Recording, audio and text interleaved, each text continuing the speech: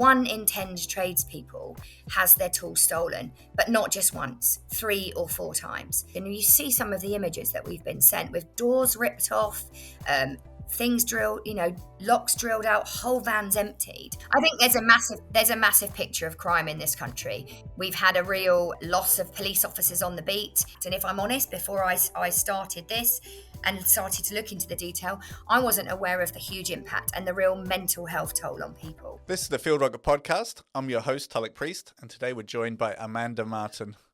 Amanda is the MP for Portsmouth North and is one of the MPs putting forward the Theft of Tools of Trade sentencing bill.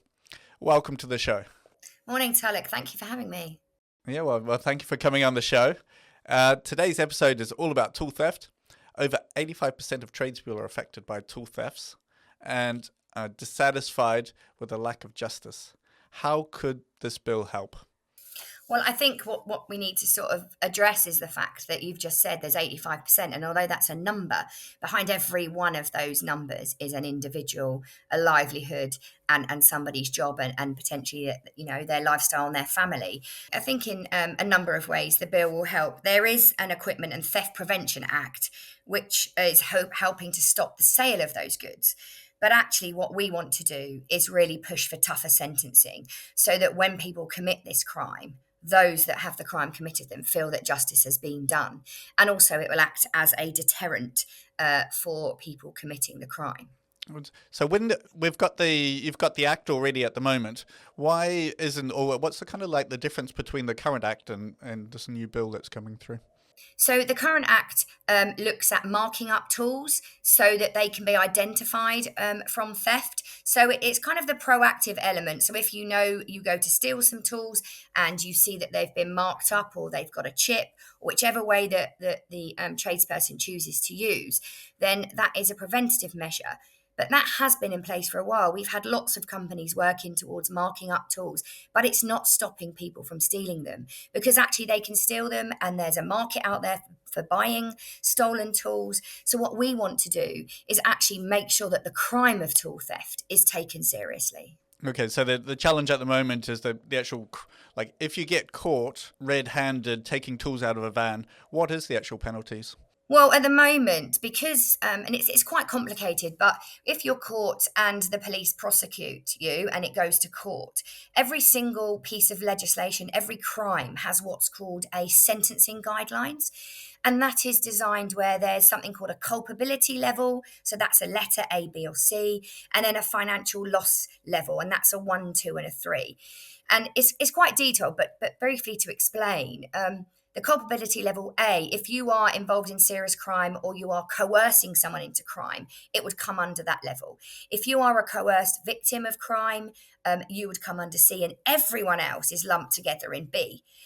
And then when we look at the money, if it's over £100,000, it's category 1. If it's between 100,000 and 10,000, it's category 2. And if it's below 10,000, it's category 3.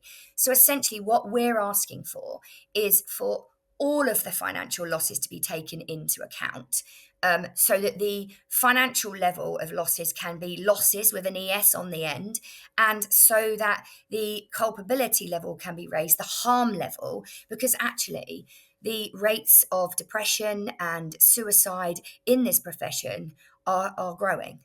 And so what we want judges to consider is the harm levels of this crime. And therefore, what will then happen is rather than have a sentencing of a recommended 36 weeks community service, so you're working out within the community or you're just told don't do it again and come back, if you repeat offender, it would actually carry a recommendation of 1 year in prison.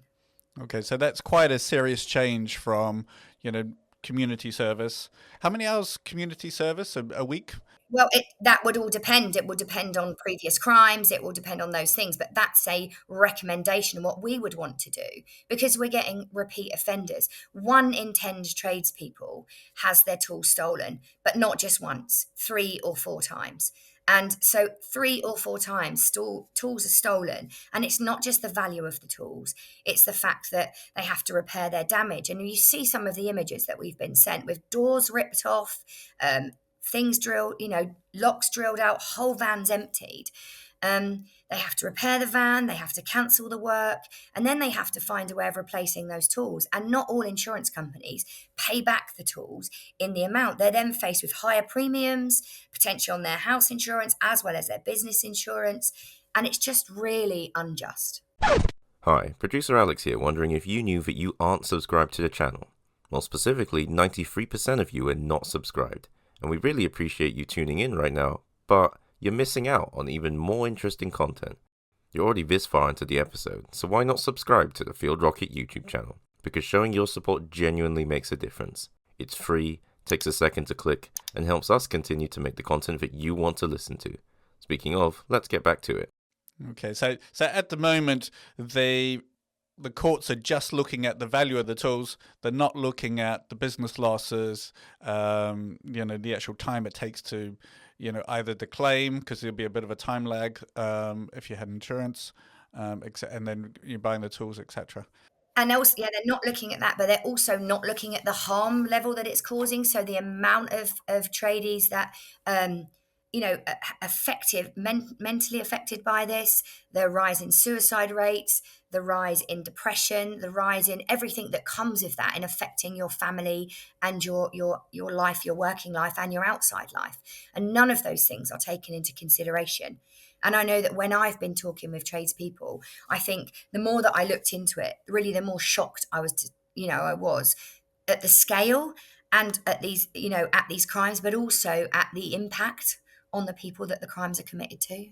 Okay, was it a kind of one or two stories that kind of stood out to you? Yeah, there was a young man who'd got married, come back from his honeymoon, was due to go back to work, and he came down, and his entire van, was stolen. Over £6,000, over £10,000 worth of tools.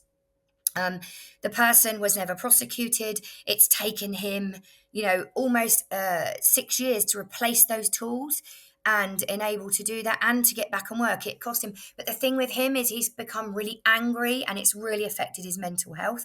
And it's made a real impact in his relationship. We had another man come down who literally caught the person stealing the tools. And they just nonchalantly looked at him as if to say, well, what are you going to do about it? And there really was, nothing was done. In a study of 451 theft cases, fewer than 10 went to court, and only 2 of those ended in jail time. And that was because of the scale of the tools that were stolen. For the people that are stealing the tools, are these like one off, or are these, it's like a repeat? It's a mixture, and I think one of the things that is also a concern is how the thefts are registered. So, firstly, just to cover the people stealing the tools, so it's individuals. It could be individuals that repeatedly do it for whatever reason. Could be local people, but it's also increasingly becoming part of an organised crime unit. So, in my city of Portsmouth, we had a spate of organised crimes where vans would drive into the city with one set of number plates on, draw the entire back doors of the van out, load all of the tools in, do that around the city, and then leave the city with different number plates. So it's individual stealing, people stealing to order, people stealing because of addiction, but also it's becoming increasingly organised crime. And that's worrying around that because of the level of it and the size of it. But the other issue that's worrying is depending on which police force and where you are in the country, it might be registered as a different crime. So one of the other conversations we're beginning to have, it's not part of the bill, but just as a practical measure, is how do constabularies register this as a crime, because that also then hides the level of it, because if it's being registered in different areas as different crimes, we can't see the full extent of the crime.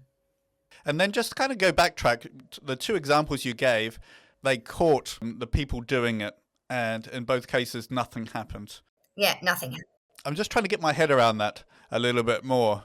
So the actual like you mentioned earlier, about the community service, but then you actually catch them, but then they don't actually get it, or yeah, and that's the recommendation. So obviously the recommendation is of community service, and these are specific cases, and we'd need to look in at the detail of those specific cases.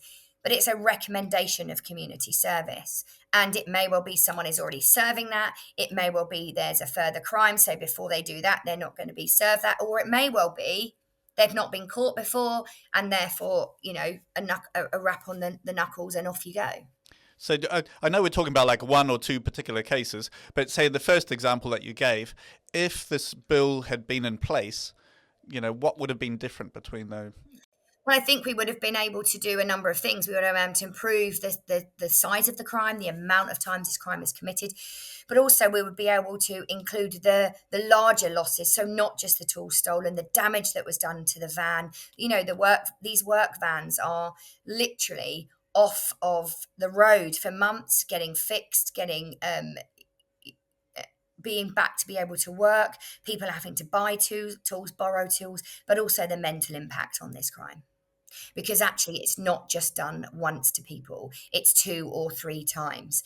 And tradespeople have told me they are constantly looking over their shoulders. They go out to their van on a job to do a job, they have to unlock the van, check around, lock it back up, go back in, come back out, emptying sites at the end of the night and making sure that their vans, whether they're on a yard or whether they're outside their home, are locked in alarms, and that's still not enough. So this is quite a difficult kind of thing.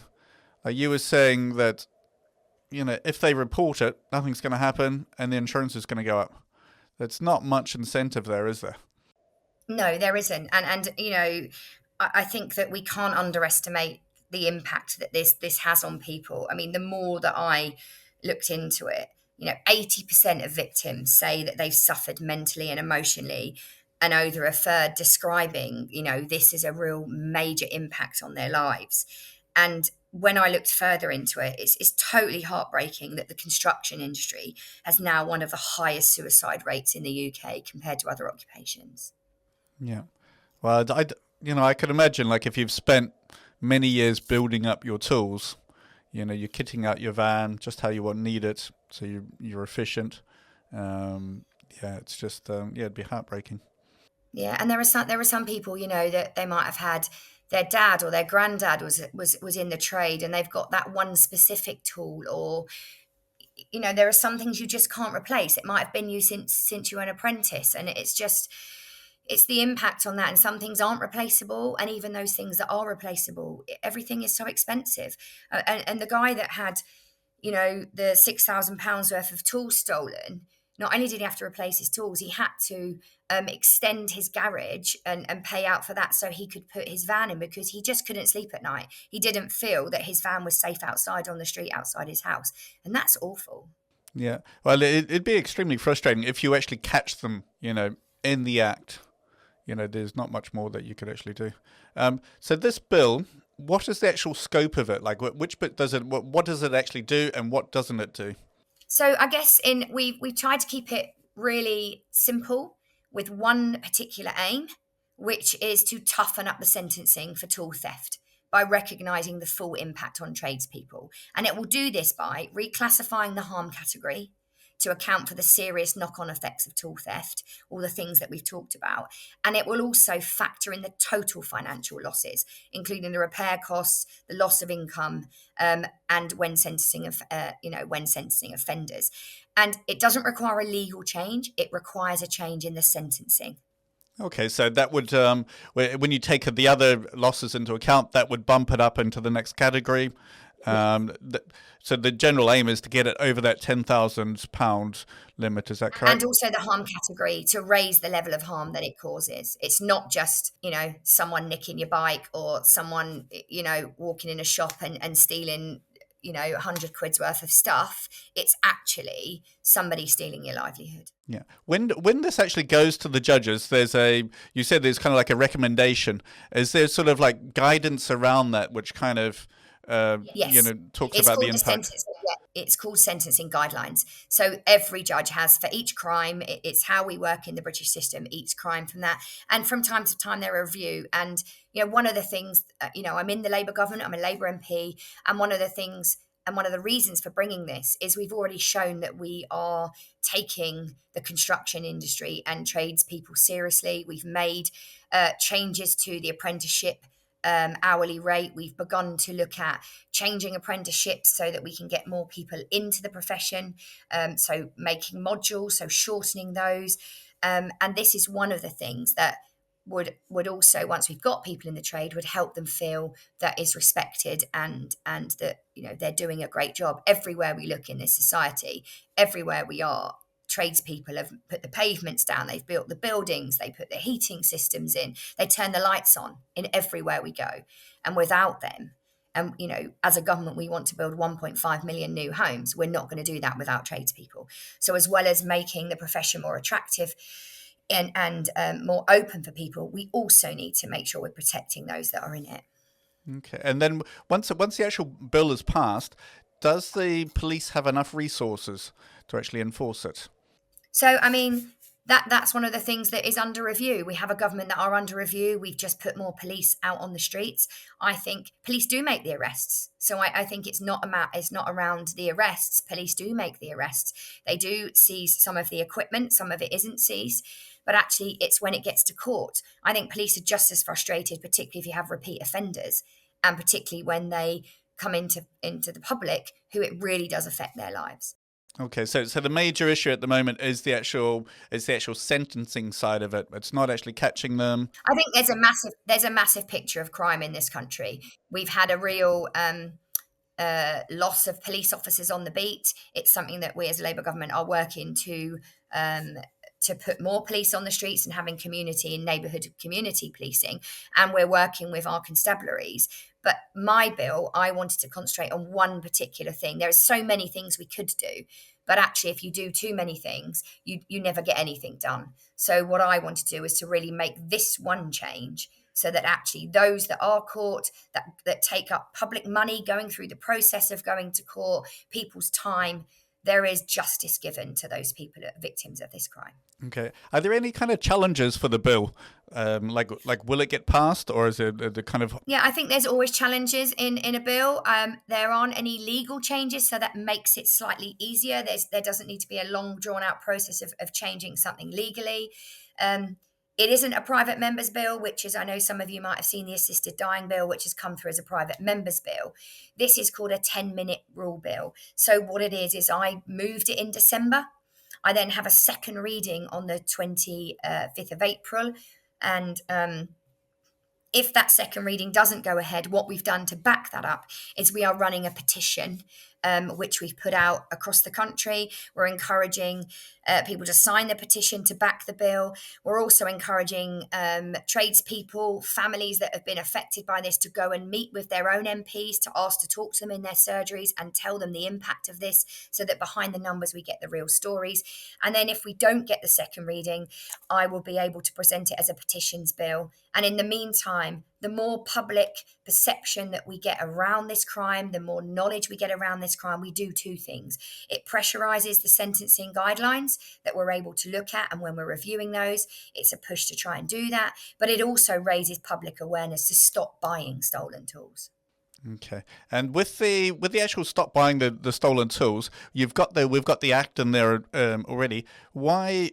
What kind of challenges do you actually see with that act, or like why doesn't it actually stop the stolen tools being stolen? Well, I think it costs money to mark up the tools. I think some tools people have had for a long time. I think even if they are stolen, repatriating those tools to a tradesperson is really quite difficult. Modern technology is growing. We're getting better with that, but that's going to build up over time. And in the meantime, tools are still being stolen. So I think that both can work together. I absolutely believe both can work together. But actually, if we're marking up the tools, we're managing to repatriate those, but at the same time, people committing this crime are given the sentence that they deserve, that gives justice to these victims. Okay, yeah. So you're just kind of working at both sides, but Yeah. like currently at the moment, it's a little bit one-sided. The sentencing is quite light, but then the actual, there's things at the other end. We've got one question from Adrian, from AMC Heating. His question is, how will the actual bill stop or even reduce tool theft? Well, I think the Tools of Theft Trade sentencing bill, which is what it is, my aim is it sends a clear message to tool thieves that it's just not worth it. it's not worth committing this crime, it will carry a prison sentence. And I think once we begin to put in prison sentence, that disrupts thieves' lives. So that disrupts their lives. Also, it will, like we've talked about, it will add to the aim is to raise the harm level, raise the financial losses so that it is seen as a more serious crime than it is now. And that then will in turn carry with it a tougher sentencing from that. So I guess, and all, alongside that, it aims to shift the attitudes to tool theft crime, to us as a country taking it seriously, but also behind every one of those numbers, identifying that there's an individual. Yeah, for that changing of attitude, that's quite a big ask, and it would take quite a bit of time. But what would you kind of view like the current sort of attitude towards tool theft? I think that people don't realise the impact. I think they think, oh, it's only a toolbox, it's only a tool. I'll sell it on. They'll be insured. They'll be able to get it. And particularly even people that work for companies, they often have their own tools. But actually, it's more those self-employed people. And I just don't think people realise that the real impact. And if I'm honest, before I started this and started to look into the detail, I wasn't aware of the huge impact and the real mental health toll on people. Yeah. And how did you actually get started in this? So I became an MP back in July. So just been in 7 months. I am in a city that has got a lot of construction workers. My brother is an electrician. My dad was a plumber. My granddad was a painter and decorator. And I have many cousins that are in the building trade. And there's a great non-for-profit called Van Watch, who's run by a guy called Ray, who is based in my constituency. And when we were looking at 10-minute bills, and how we can begin to change things for people in the constituency, hearing their stories, we then looked into sentencing and got in touch with Ray. It's a campaign he'd begun to look at from Van Watch. And it just seems something that, charities hadn't managed to change, groups hadn't managed to change, and hopefully it will take, with an MP and other MPs being involved and raising this, we'll be able to get the change in place. Okay, yeah, no, it sounds, it could be that missing piece just to actually get it through.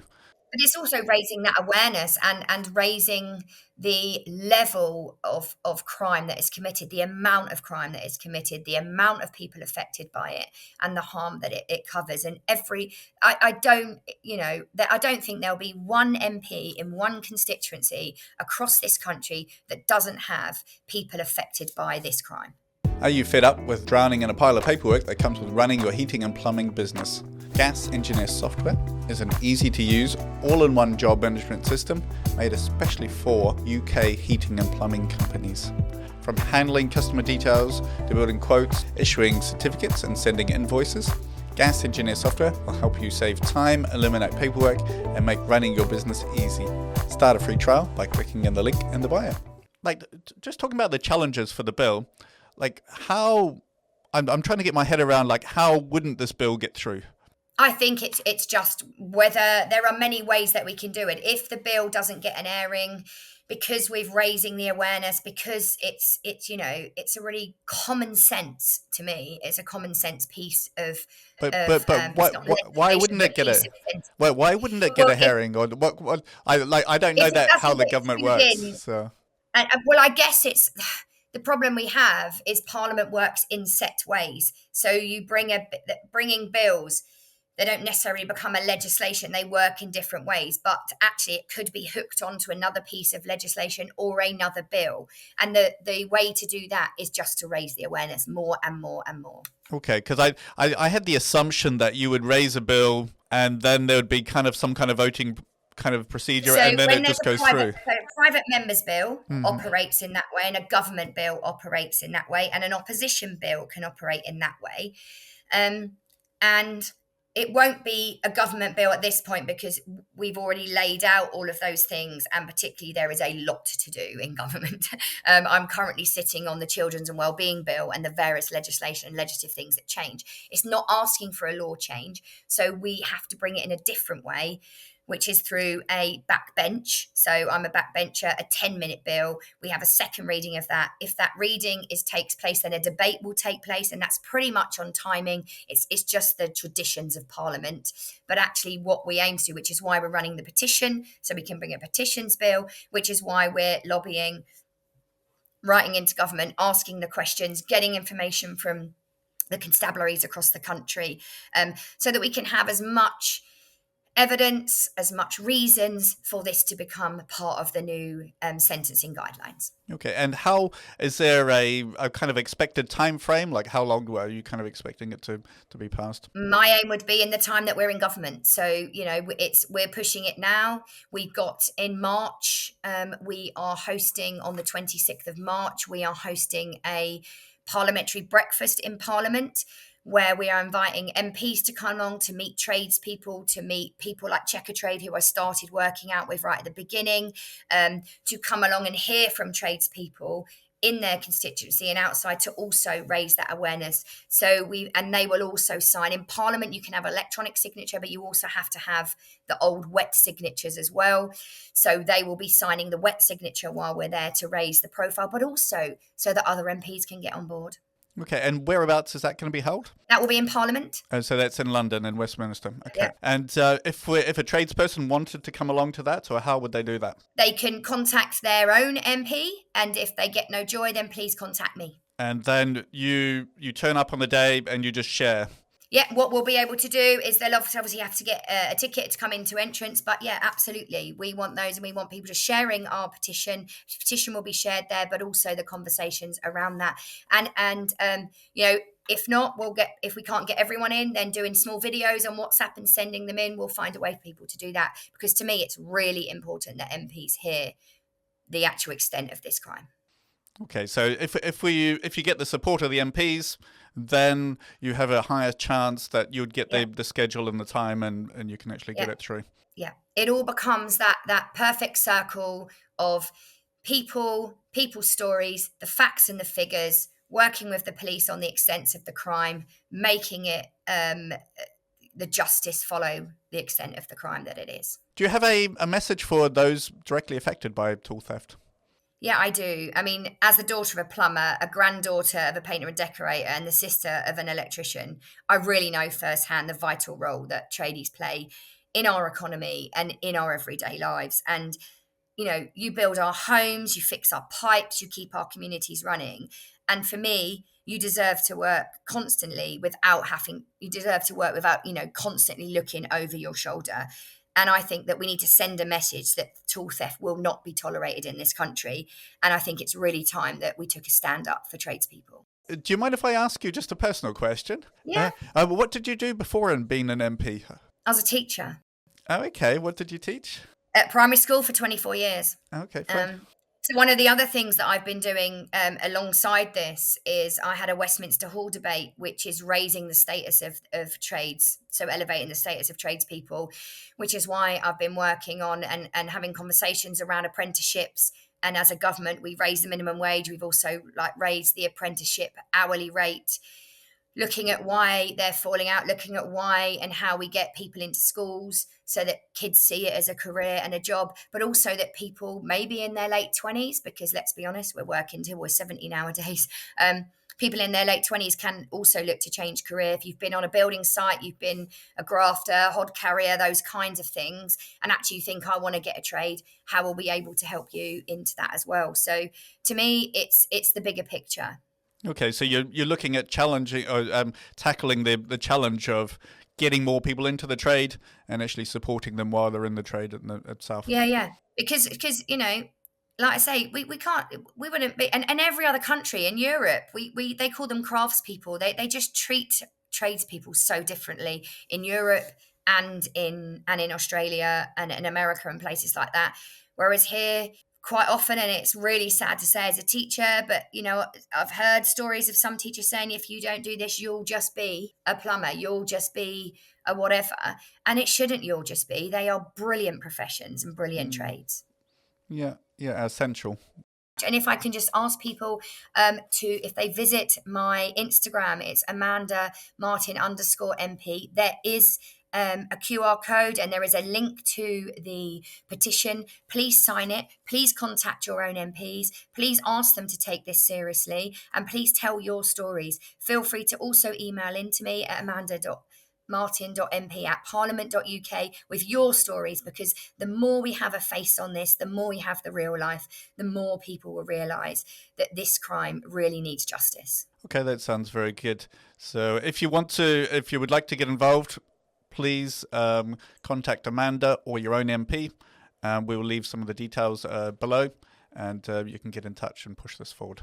Well, thank you very much for that. I really appreciate you coming on and your time. It's a really important issue. So thank you very much. No worries.